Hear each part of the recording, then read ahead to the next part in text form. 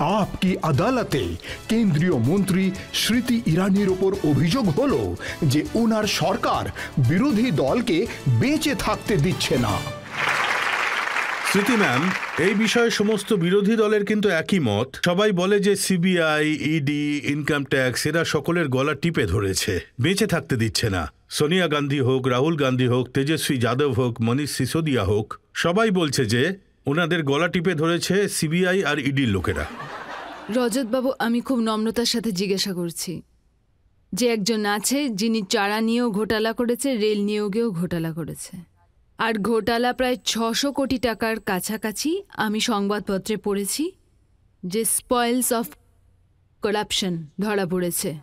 যাদের এখানে 600 কোটি টাকার এরকম আর্থিক অসামঞ্জস্যতা ধরা পড়েছে, যেখানে আপনার টাকা লুট হয়ে গেছে, সেখানে কি করা উচিত? সরাসরি জেলে ঢুকে দেওয়া উচিত, জনতার রায় হলো। কিন্তু জেলকে পেছনে নিয়ে যাওয়ার জন্য বা ব্যক্তিকে জেলের পেছনে নিয়ে যাওয়ার জন্য একটা legal process of procedure of investigation হয়। তাতে না আমি হস্তক্ষেপ করতে পারবো, না আপনি, না জনতা।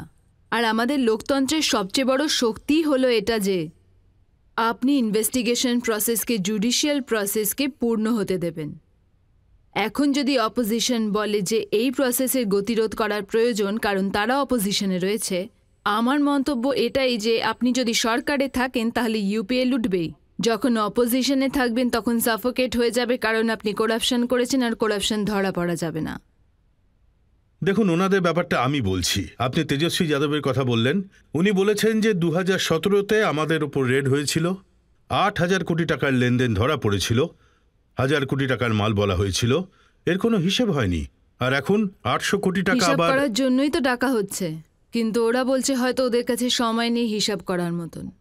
ওনারা হয়তো বিজি আমি আছেন আপনাদের জিজ্ঞাসা বিধানসভায়। করতে চাই, সাধারণ নাগরিকেরা এখানে বসে আছে, যদি পুলিশ কখনো ডাকে তদন্তের জন্য, আপনাদের মধ্যে কতজন পুলিশকে বলবে যে সরি আমি এখন বিজি আছি? অপোজিশনের এই বিশেষ ব্যাপারটা দেখুন, প্রথমে বলবে সরি আমি ব্যস্ত আছি, কালকে আসবেন। তারপর বলবে সরি আমি ব্যস্ত আছি, আমি যেদিন বলবো সেদিন ডাকবেন। তারপর বলবেন যে আচ্ছা ঠিক আছে, আজ আমি ব্যস্ত, আজ আমি অসুস্থ, আজ আমার অক্সিজেন লাগানো, কিন্তু আমি সিঙ্গাপুরে ঘুরতে যাব, আমার আশেপাশে কোনো অক্সিজেনের সিলিন্ডার থাকবে না। তো আমার মনে হয় আজ আমাদের সবচেয়ে বড় শক্তি হলো যে মিডিয়া হোক বা সোশ্যাল মিডিয়া হোক, জনতার কাছে সমস্ত তথ্য খুব তাড়াতাড়ি পৌঁছে যায়। দেখুন, ওনারা বলছেন যে ইডি 121টা কেস করেছে যবে থেকে মোদী সরকার হয়েছে। তার মধ্যে থেকে 115টা মানে 95% কেস বিরোধী দলের নেতাদের ওপর হয়েছে। দেখুন, ওরা যদি রাজনীতির রাজত্বের গদিতে বসে দেশকে লুট করে থাকে, তাহলে দেশ কি চাইবে যে ওদের ছেড়ে দেওয়া হোক? না। আর যতদূর আমি জানি মোদি জেনে শুনে অপোজিশনকে সাফোকেট করছেন। 9 বছর হয়ে গেল স্যার। ইনভেস্টিগেশনকে নিজের সময় বের করে নিতে হয়। সত্যি যদি শত্রুতার কোনো না কোনো পরিচয় দিতে হতো তাহলে 9 বছর জামাইবাবু ঘুরে বেড়াতেন এইভাবে। ওরা বলে যারা বিজেপিতে যায় তারা পরিষ্কার হয়ে যায়। হেমন্ত বিশ্ব শর্মা হোক, জামাইবাবু বিজেপিতে শুভেন্দু আছে, অধিকারী, এরা সব ওয়াশিং মেশিনে ঢুকে পরিষ্কার পরিচ্ছন্ন হয়ে গেছে। এ তো জনতা আপনাকে জিজ্ঞেস রাহুল করছে বাবুর যে জামাইবাবু জামাইবাবু কি বিজেপিতে রয়েছেন? নেই তো। এখন ওনার ওপরে যেসব করাপশনের অভিযোগ রয়েছে বা গান্ধী পরিবারের ওপরে যে করাপশনের অভিযোগ রয়েছে, গান্ধী পরিবারে তো বেল পেয়ে বাইরে রয়েছে, তাই না? তাহলে এর অর্থ কি হলো? ওনার ওপরে যদি দোষারোপের কোনো তথ্য না থাকতো তাহলে কি কেস ডিসমিস হয়ে যেত না? সে তো তেজস্বী যাদব বলেছেন লালুজি যদি বিজেপির সাথে হাত মেলাতেন তাহলে দেশের রাজা হরিশ্চন্দ্র হয়ে যেতেন, আর চারা ঘোটালা বন্ধুত্বে বদলে যেত। মানে তেজস্বী এটাই বলতে চায় যে এখন ওনার পিতা হরিশ্চন্দ্র নয়?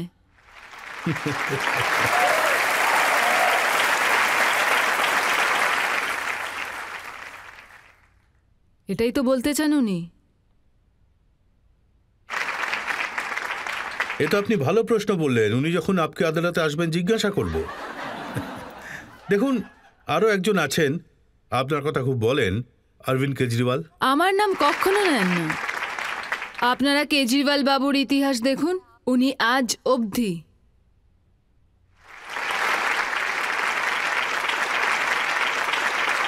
উনি বলতে চান যে মনীষ সিসোদিয়ার উপর একের পর এক কেস ফাইল করা হচ্ছে, ওনাকে জেল থেকে বেরোতে দেওয়া হচ্ছে কালই না। তো উনি দিল্লিতে বসে বলছিলেন মনীষের ব্যাপারে কোনো প্রশ্ন করো না। হ্যাঁ, ময়লা ঢিপির পাশে। হ্যাঁ, ওখানে উনি বলছিলেন যে হ্যাঁ ময়লার কথা বলো, আর মনীষের কথা তো হতেই মানে থাকে। রাজনৈতিক ময়লার কথা বলো না, ময়লার কথা বলো।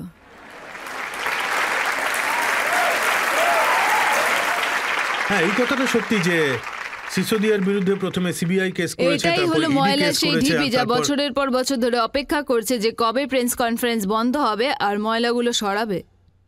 যখন উনি নিজেই মনীশবাবুর কাছ থেকে দূরে সরে গেছেন, তাহলে আমি আর কি বলতে পারি। কিন্তু রজতবাবু, এটাও আমাদের লক্ষ্য রাখতে হবে, যদি কাস্টাডি এক্সটেন্ড হয় তাহলে কাস্টাডি এক্সটেন্ড কে করছে? কোর্ট? তাহলে কি কেজরিওয়াল বাবু বা রাহুল গান্ধী বাবু এটা বলতে চান যে আমাদের দেশে আমাদের জুডিশিয়াল সিস্টেম স্বাধীন নয়? কিন্তু এরকম যদি হতো তাহলে কি আপনাদের মনে হয় যে আমাদের দেশের বাকি সাংবিধানিক সংস্থাগুলো চুপচাপ বসে তামাশা দেখতো? উনি এটা বলছেন যে মনীষ সিসোদিয়ার বাড়িতে রেড হয়েছিল, ওনার আত্মীয় স্বজনের বাড়িতে রেড হয়েছিল, ওনার লকারের তদন্ত হয়েছিল, কিছুই পাওয়া যায়নি। আর সেই জন্যই উনি ভেতরে রয়েছেন।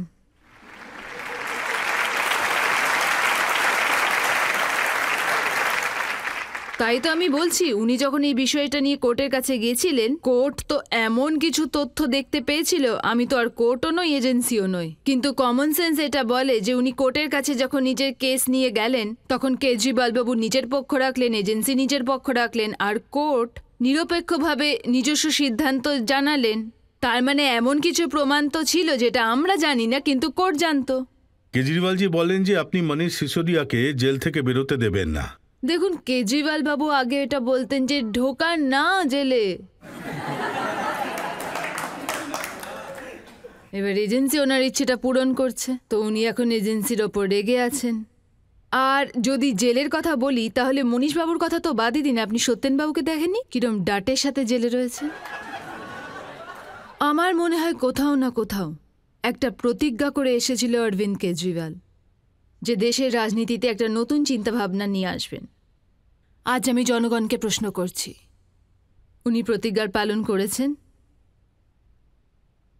দুর্নীতির কি নতুন কোনো পরিভাষা কেজরিওয়াল লিখেছেন?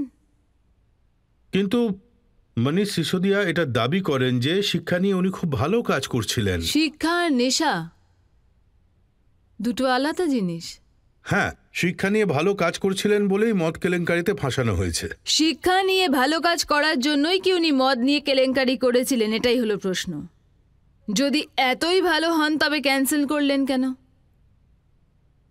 দ্বিতীয়বার জিজ্ঞেস করছি, শিক্ষার ভালো করার জন্য আমি মদ নিয়ে কেলেঙ্কারি করেছি, এটা কি আপনারা মেনে নেবেন? না, উনি তো এটা বলেননি যে শিক্ষার জন্যই এই করেছেন। জন্যই তো বলছি, আপনি বলছেন মদ কেলেঙ্কারিতে ধরো না, কারণ উনি মদ নিয়ে কেলেঙ্কারি করেছেন, কিন্তু শিক্ষা ভালো দিয়েছেন। না, উনি বলছেন কোনো না না, কেলেঙ্কারি সেটাই তো আমি হয়নি। বলছি যে আপনি বলছেন কোনো কেলেঙ্কারি হয়নি। তখন কোর্ট কি করছিল যখন ওনার সামনে তথ্য নিয়ে গেছিল? কোর্ট কি তাহলে ভুল? কেজরিওয়াল বাবু কি এটাই বলতে চান? উনি তো এটাও বলতে পারবেন না। কিন্তু একটা কথা উনি কিছু পরিষ্কার যে বলতে পারবেন না আর আপনি আমাকে জিজ্ঞাসা করছেন। আপনাকে তো এই জন্য জিজ্ঞেস করছি কারণ আপনিই তো সরকার। না রজতবাবু, আপনি এই জন্য আমাকে জিজ্ঞেস করতে পারেন কারণ আমি নিজেকে আপনার সামনে প্রস্তুত করতে পারবো।